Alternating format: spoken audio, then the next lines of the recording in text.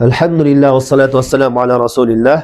Keyinki bölüm Babun la yustashfa'u billahi ala halqihi.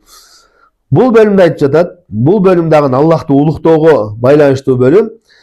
Allah Taala'nı pendelerin aldığında ortomçu kılbayt. Eş yerde ortomçu kılbayt. Mındayça aytkanda bir şefaat degen muhtaçlığında hacetinde atkarış üçün bir adamdı alıp kelip ortomçu kılуу.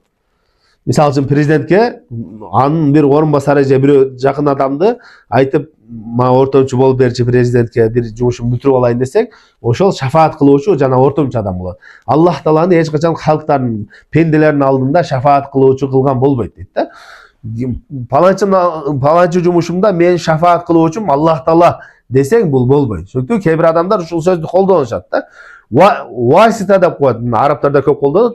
Ар бир иштерде васита деген ортомчуң барбы, бир иш бүтүрүп атсаң, мамлекеттик кандай иштерде болсо, бирөөнү салдыңбы ортого, ортомчуң барбы деп. Бизде да бар да.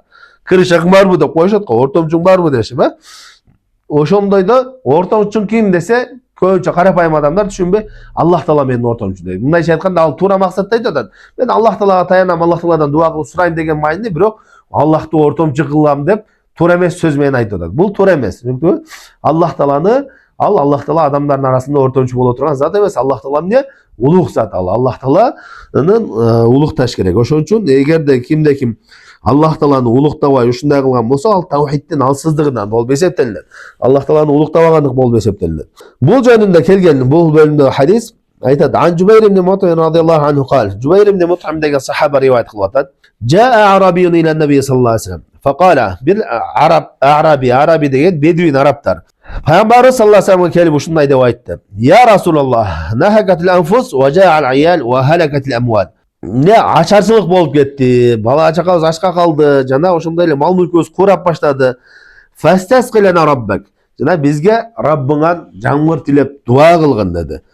Фа инна насташфи'у биллахи алейк ва бика алаллах.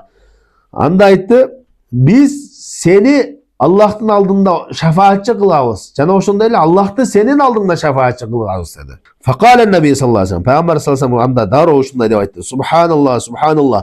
Allah деген арузат, Allah арузат деп кайра tasbih айтты дагы. Hatta urifa zalika fi wujuhi ashabihi. Peygamber sallallahu aleyhi ve sellem aябай ачууланып кетти. Ачууланганда Peygamber ачууланганда сахабалар да кошулуп ачууланды. Сахабалардын дагы не жүзүнөн ачуулангандары билинди, ушундай болду дейт.